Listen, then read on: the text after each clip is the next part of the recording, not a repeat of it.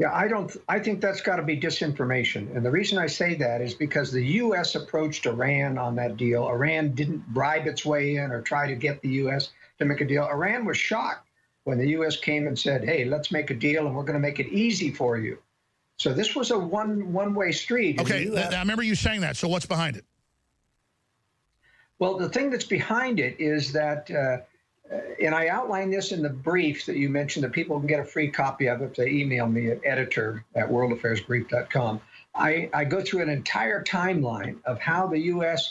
Was demanded by Israel to take down Syria before they attack Iran. Iran has always been the target. The globalists don't want a Muslim country that's going to be self-sufficient in weapons. No, but I agree with you. So let's you're going to have plenty of time here, but let's back this up then. Right. Why did they help then with the hostage stuff and the Iran-Contra and then you got Operation Praying Mantis, which wasn't for them? I mean, this kind of goes back and forth, doesn't it? Well, no, that goes way too far back. That's not related to this Iran nuclear deal, the Iran hostage cases and all. There's been a lot of different administrations within Iran that made deals. Sure, so quantify for me then, and I'm going to let you have the floor here, but what is the point of what's currently going on then with Iran? What do you think Trump really wants? Here's the point. Trump, he doesn't want anything. He just knows what he's told to say. He has no knowledge about the Iran deal. He doesn't know what's in the substance of it. He's been told that it's a bad deal and he has to get out of it, and he's done that. I've tried to become an expert on geopolitical systems, cultural systems, and how things work. And I've found that you've got a bunch of occultists that want to control humanity and basically act like gods who want to dumb people down. Well, I want the opposite. I want to empower people. I want to see people living out their own destiny, having free will. But to do that, we've got to be supported. The reason the globalists hate InfoWars is not because I'm that good, even though my heart's in the right place. It's because we have guests on, dozens and dozens and dozens and dozens of them a month that are smart, like Joel Skousen we're about to go back to. And they don't want real talks. They don't want real discussions. Remember last December, we got the Google documents. They were spending millions of dollars to delist InfoWars and Ron Paul, Alex Jones and Ron Paul. It said, look at the fake news. They claim the UN and others say no chemical attack happened and it was staged by the rebels. We want them banned. Google said, that's a real document. We're sorry, we're not going to do it now. They went ahead with the delisting. So that's an example, ladies and gentlemen, of how they're at war with memory. So if you want to support us, just like informationally we're game-changing, supplements, T-shirts, books, films, water filters, air filters, storable foods, whatever we promote and sell, I go and check out and make sure it's really high quality. InfoWarsStore.com. We have the fluoride-free and fortified with colloidal silver and iodine adult and children's toothpaste made by the top organic manufacturer in the country. Discounted. We have the Immune Gargle in 3 sizes. We have the mouthwash, and we also have Body's 95% curcumin level. Curcumin is the chemical that is in turmeric, the anti-inflammatory, and so much more. It's 50% off. Check those out, InfoWarsStore.com. And when you purchase the products, you stand against the globalists and their censorship. When you use your free will to get products you need and fund us, they're apoplectic. They don't know what to do because of our personal relationship and what we're doing. Or when you sign up at our free newsletter, Infowars.com/newsletter, where we can directly email you. YouTube, Facebook, Twitter can't stop that. Or WorldAffairsBrief.com, editor@WorldAffairsBrief.com. Go sign up there, get his free newsletter. It's incredible intel. So I said I'd give you the floor. I was interrupting a lot because I wanted to go right to where I was thinking to your specific answer. This segment, the next, you got the floor. We'll do one more segment for a free-for-all on North Korea and Trump in general. But again, Joel Skousen, great patriot, editor of WorldAffairsBrief.com. Now you've got the floor. I want to interrupt for the next 7 minutes. Iran, all of this, how's it tied together? What's currently happening? Remember that U.S. was in the attack mode against Iran ever since 2006 or so. 3 aircraft carrier groups off Iran threatening to attack, waiting for Israel to trigger it. That got put on hold with the Syria, them saying we want Syria taken out first.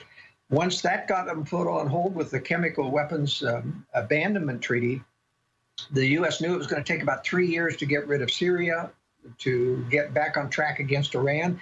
And so they had to have a public excuse to stand down from the attack mode against Iran. That's why they went to Iran and said, let's make a deal, and we'll make it easy for you. Iran was shocked how easy the U.S. was saying it. But there was a trap involved. There were 3 legs of the negotiation, 3 different negotiation sessions. On the very first one, they said, you have to give up just 20% of your centrifuges and a little bit of enrichment and give up some of this. And Iran said, hey, that's a good deal, and we'll get rid of the sanctions. Fine, we agree. Then the U.S. went on the press tour right after that and said, Iran has agreed to give 50% of their centrifuges up and 80% of their enriched uranium. And Iran said, no, we didn't. And we've got the transcripts to prove it. But because they wanted those sanctions off so bad, they were hurting the country so bad, including humanitarian supplies, Iran went along with it. Well, the U.S. did this 2 other times to them. The second round, they went and falsified what they had agreed to. And Iran went along with it. And they said, hey, we got a good thing going there. We can push Iran further than what we think. So in the third round, they added the trap. That is, they added a ban on conventional missile development into the Iran nuclear agreement. What does that got to do with the nuclear weapons? Well, they said, we'll tie this because these are nuclear capable missiles, therefore we want you to ban them. And Iran never did sign off on that. And the U.S. and Iran never did sign the agreement. The U.S. took it to the UN with their version, including the missile ban, and got the UN Security Council to pass that agreement. Now, Iran went along with it, even though they haven't signed it, because they got their $185 million back. And the U.S. keeps telling the American public that they gave $185 billion to Iran as a reward for signing the deal. That is false. That was Iran's money that the U.S. had confiscated. Sure, frozen in accounts. That's right. Now, the trap was about nuclear missiles. And you'll notice in the past... yeah, Trump obsesses over the ICBMs. All right, that's what he's been told. This is what's dangerous about Iran. And the U.S. has tried to make the case 2 times in the UN that Iran's Iran's ballistic missile testing is like North Korea. These are nuclear capable, and therefore they're a violation of the agreement. Tried to get the UN to go against Iran. The UN refused. They said, no, Iran is right. These are not nuclear capable. They don't have any connections to nuclear weapons, so they do not qualify. Now, so what this meant is the U.S. decided the trap failed. They were going to use this agreement, the nuclear agreement, not to give anything to Iran. They were going to make it easy for Iran to comply so that they could go back to Iran when they were ready to. By the way, just briefly, the reason I agree with you is we've sided with the Wahhabists in Saudi Arabia and this Muslim civil war, even though on the surface Obama was acting like he's for Iran. He's been opening the Middle East up with the Arab Spring. He's been backing Saudi Arabia for their takeover of Egypt, Libya, Syria, you name it. So that fits into what you're saying is they were double crossing. That's right. So once the trap had failed, that's when they put the pressure on Trump to say, this agreement is bad. You need to pull out of the agreement. What's the purpose of pulling out? They want to induce Iran to start enrichment again, start their nuclear weapons program again. So which Iran's saying they're going to doing. So you're saying Iran's leading in the trap. No, look, Iran's saying they're going to do it, but they're not admitting that there's a weapons program. They're not going to give the U.S. the smoking gun. Look, Iran has said, we're going to retaliate against Israel for attacking our bases in Syria. They've said that twice now, and they've never done it. And I have written in my World Affairs brief and said, look, watch out, Iran. This is a trap. They just want you to retaliate. Well, by the way, I want to be clear here, just so I can understand. You're absolutely right. The media is like 4 days ago, Iran's going to strike Israel, then Israel hits Iranian bases south of Damascus. And I'm not anti-Israel either, but what's going on in Israel? Why is this happening? Well, you got to remember, Israel is a globalist puppet. I mean, Netanyahu's a Kissinger protege. Kissinger paid for his education in the U.S. He's only masquerading as a pro-settler, right-wing prime minister. And he's got a lot of corruption problems, and he's been able to forego those with this threat of Iran here. But you see, Israel is claiming self-defense. We have to defend ourselves, but it's Israel that has been attacking Syria. They've had over 150 attacks against Syria and no retaliation until last week when Israel, one of the Iranian bases, launched some short-range And by the way, missiles. my sources in the Pentagon say they think that was a false flag. They think those 22 rockets were not Iran. Well, they may well be, because Iran said they didn't do it. But the point is, Israel retaliated with striking 70 targets in Syria. Over what? One little military outpost in the Golan Heights got hit with no deaths. All right, we're about to go to break. But we're going to come back. You'll have the floor to break this down, Joel Skousen, World Affairs Brief editor. What's the bigger picture then? I mean, how does this feed into the larger picture? Well, the bigger picture is that they've got to get to Iran. There is that big creating conflict to have flood Europe with refugees, but they also want to build the image of the U.S. as the bully of the world. And that's what they've been doing by intervening around the world in the Middle East, in Iraq, now in Iran, and they're going to obliterate Iran's infrastructure someday. Pretty soon, I'm expecting an attack on Iran to materialize probably within the month. But this will not be the trigger to World War III. That's still reserved for North Korea, which we can talk about. All right, Joel Skousen is one of the smartest guys out there, folks. So we're going to talk to him for a few segments next hour. One of our sources in CENTCOM, who's hooked up with Space Command and SpaceX and Elon Musk, and he's getting ready to go public very, very soon. The fake QAnon's already leaked a photo of him 10 years ago in Army Special Operations. Because I've talked to the general involved, and he told me this is the person you talk to. We're talking general, not just your regular general. He got attacked by 3 guys last night. But there was some type of federal police watching it, and they were ready for it, and they stopped it. So I'm not trying to be dramatic here, but I want you to understand, folks, this is a real war. This is not a game. There's a reason I don't even go out to dinner. I hardly go anywhere anymore. I just go right home. And I'm not trying to be dramatic here, but you see Hillary calling me dark heart. You see Georgetown and the Vatican suing me. You see all this stuff going on. I've got top D.C. lawyers that represented the Bushes, and they told me, it's not off record, they told me 2 weeks ago, they said, okay, we thought you were being a little paranoid, saying this is a big conspiracy against you. They said, this is to end the First Amendment. You've been chosen, and this is happening. And they said, and our firm supports you. Other firms got scared and got threatened and backed out. This is the maximum attack right now, okay? And I'm not up here going, I'm Mr. Billy Bad Butt, okay? I know how bad the globalists are, so I'm committed to do this because I realize that there's no future if we don't. This is not done out of being a tough guy. It's not done out of I've got all the answers. It's done out of I'm not a Satanist. Doesn't mean I'm perfect, but I'm not a Satanist. Now, somebody who's also not a Satanist is Joel Skousen, one of the top developers of secure homes, best-selling author. We sell his film and his book on how to prepare yourself, how to get ready, and the facts behind it. But that's a separate issue. He's the editor of worldaffairsbrief.com.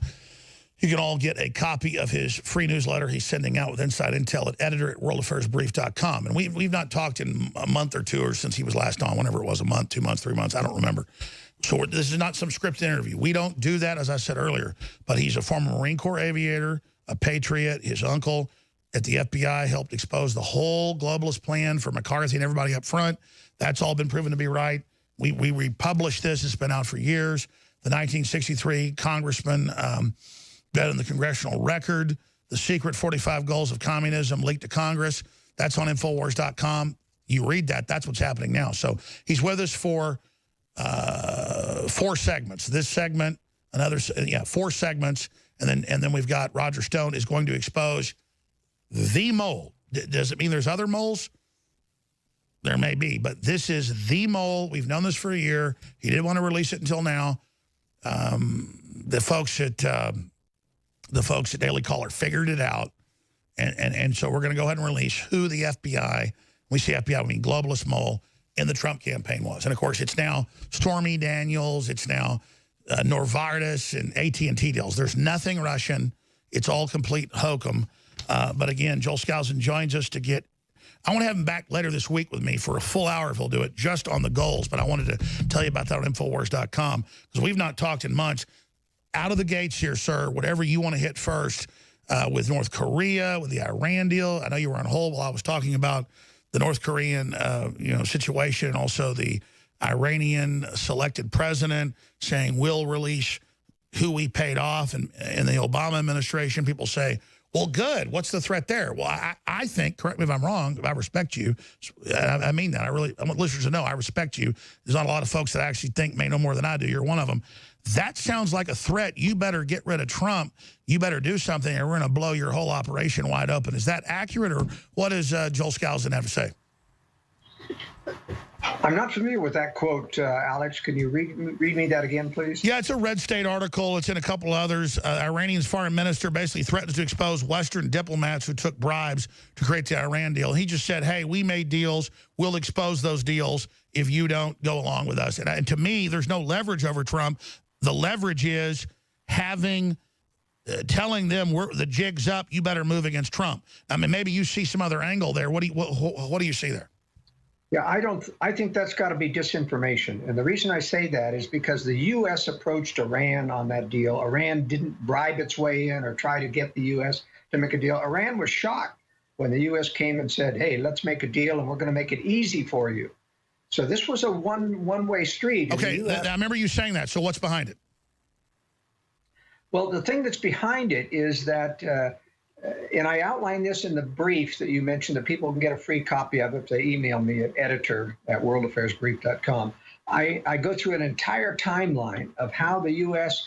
Was demanded by Israel to take down Syria before they attack Iran. Iran has always been the target. The globalists don't want a Muslim country that's going to be self-sufficient in weapons. No, but I agree with you. So let's you're going to have plenty of time here, but let's back this up then. Right. Why did they help then with the hostage stuff and the Iran-Contra and then you got Operation Praying Mantis, which wasn't for them? I mean, this kind of goes back and forth, doesn't it? Well, no, that goes way too far back. That's not related to this Iran nuclear deal, the Iran hostage cases and all. There's been a lot of different administrations within Iran that made deals. Sure, so quantify for me then. And I'm going to let you have the floor here, but what is the point of what's currently going on then with Iran? What do you think Trump really wants? Here's the point. Trump, he doesn't want anything. He just knows what he's told to say. He has no knowledge about the Iran deal. He doesn't know what's in the substance of it. He's been told that it's a bad deal and he has to get out of it, and he's done that. But here's the backstory here, and this is very, very important. By the way, I'm going to give you the floor in the next segment. People are getting mad at me interrupting, but I agree with you. Trump's knowledgeable in free market and America and all this other stuff, but when it comes to geopolitical, he does not have the knowledge, so he's being led around. I agree with you. So let's elaborate on that. So what happened is that Israel said to the globalists, we're not going to attack Iran until you take care of Syria. They got 1,000 Scud missiles. They got chemical weapons that can obliterate us if Iran and its allies retaliate after we strike. This was clear back in 2011 or 12. And so in 2013, the U.S. decided they were going to attack Iran. They first of all engineered all of the disruption in Egypt and Libya through their overthrowing of Gaddafi and the government of Egypt to create a lot of these Muslim people that they could bring in, the radicals to bring into Syria to be the rebels. Wow, you're saying the Arab Spring isn't about flooding Europe with Islamicists. It's mainly about toppling Iran. It was both. There's two agendas there. But the major agenda, has been to create enough radical Islam that they could take down Syria and create havoc. But there's also that agenda of flooding Israel with, and that was part of all of the conflict creation in the Middle East, to flood the Middle East and destroy Western culture there. But the main point that we have to understand is that they were going to use the red line of chemical weapons on Assad in order to justify this attack. And so they engineered a chemical weapons attack in Ghouta, the suburb of Damascus. But it was done by the rebels, and it was blamed on Assad. And we've talked about that on your show before. Assad never would be stupid enough to use chemical weapons. I should add, you said 3-4 weeks ago it was staged. It's now admitted in German news, British news, even Trump's pulled back white helmet support that last chemical attack didn't even happen. The other three were staged by the rebels, but now this one didn't even happen. Exactly. It wouldn't happen. They just hosed down some people and then cried out chemical attack and brought out the cameras. This was a white helmet, piece of work. Production. It was a production. But the point is, clear back in 2013, on the Ghouta attack, they blamed it on Assad. The U.S. said, you crossed the red line, we're going to attack. John Kerry gets before a London press conference, and a reporter says, hey, Mr. Kerry, it looks obvious you're going to attack Syria. Is there anything Syria can do to stop this? And Kerry, who was rambling all through this interview... Turn the chemicals over.